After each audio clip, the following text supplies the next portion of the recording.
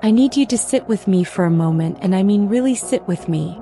Not just with your body in a chair while your mind is already 10 miles down the road, worrying about tomorrow's meetings or yesterday's mistakes. I need you to hear me not as a voice on a screen, but as a person who has traveled the path you are currently sprinting down. My name is Eleanor. I am 82 years old, and if I'm being honest with myself, I spent at least 60 of those years running. I was running toward a horizon that kept moving, chasing a version of enough that didn't actually exist. I see you doing it too. I see the tension in your shoulders, the way you check your phone as if it holds the secret to your salvation, the way you measure your worth by the things you can point to, the title, the house, the number in the bank. I need to tell you something that might hurt, but it's a kindness I wish someone had shown me when I was your age. You are trading your soul for nothing. You are giving away the only thing that is truly yours, your presence, your peace, your very essence, in exchange for a collection of shadows and hollow promises.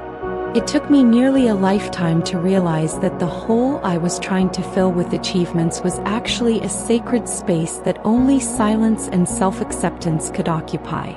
When I was young, barely 20, I looked at the world and saw a competition I was determined to win. I grew up in a house where love felt conditional, where my father's eyes only lit up when I brought home a perfect grade or a trophy. I learned early on that to be loved was to be useful, and to be worthy was to be successful. I carried that ghost with me for decades. I thought, if I just work a little harder, if I just get that next promotion, if I just build a life that looks perfect from the outside, then I will finally feel safe. Then I will finally be allowed to breathe. But the breath never came. I just kept holding it year after year, waiting for a permission slip that was never going to be mailed to me. I remember my 50s vividly. By most standards, I was the definition of having it all. I had a high-level executive position, a beautiful home with a garden I never had time to sit in, and the respect of my peers. People called me formidable. They admired my drive. But inside I was a hollowed-out tree. I would sit in my car in the driveway of my expensive home, gripping the steering wheel, and I would feel an emptiness so vast it terrified me. I had everything I said I wanted, yet I felt like a ghost haunting my own life. I had traded the quiet joys of watching my children grow, the slow mornings with my husband, and the simple dignity of being enough for a title on a door and a pension plan. I was providing for a life I wasn't actually living. I thought I was building a legacy, but I was really just building a cage. The most dangerous lie we tell ourselves is, I'll be happy when. I'll be happy when I lose the weight. I'll be happy when I find the partner. I'll be happy when I reach the next tax bracket. It's a mirage. When you reach the finish line, the world just moves the tape another mile back.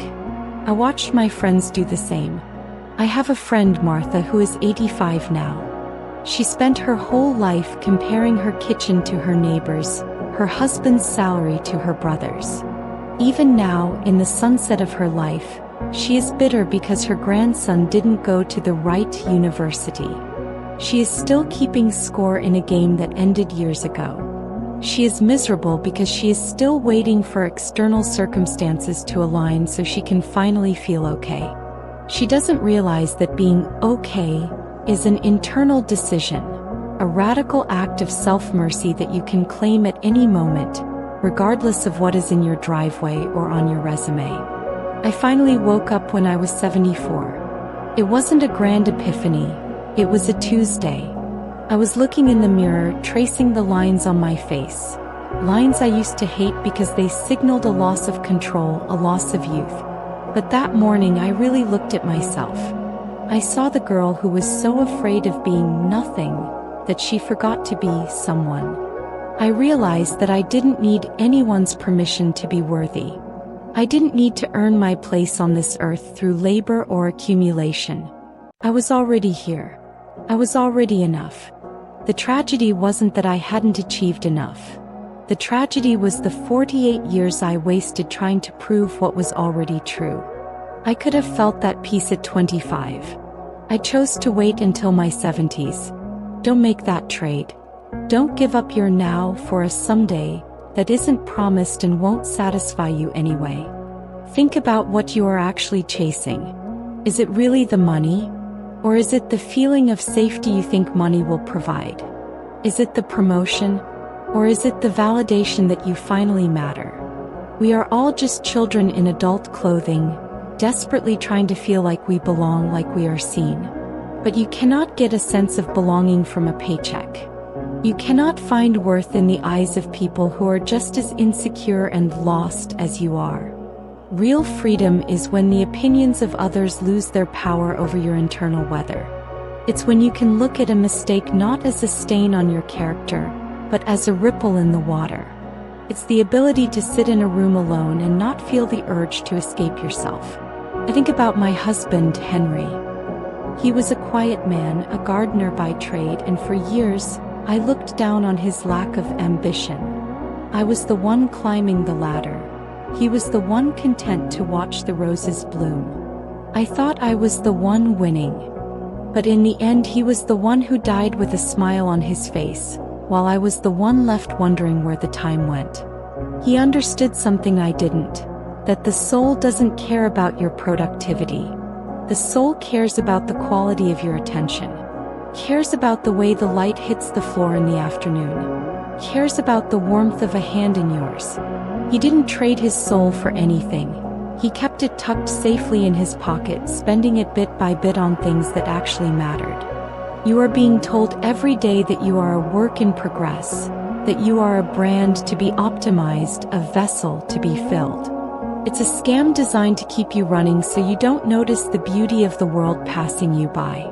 You are not a project. You are a miracle that is already complete. The nothing you are trading your soul for is the collective delusion that more is better, that faster is deeper, that louder is truer. It isn't. Truth is found in the pauses. Worth is found in the breath. Everything you are looking for, the safety, the love, the respect, is already inside you, buried under the rubble of your expectations. Stop running, just for a minute. Notice the weight of your feet on the ground. Notice the air moving in and out of your lungs. That is your life. Not the debt, not the goals, not the "I'll be happy when."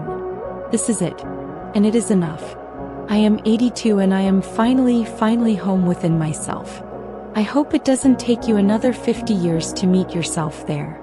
The world will tell you that I am just an old woman who has lost her edge, that I don't understand the realities of the modern world. But I have seen empires rise and fall. I have seen technologies change the way we speak, but not the things we need to say. The human heart remains the same. It craves presence. It craves peace. No amount of digital validation or material wealth can change the fundamental truth that at the end of the day, you are alone with your thoughts. If those thoughts are a constant trial of your own inadequacy, no mansion will feel like a home.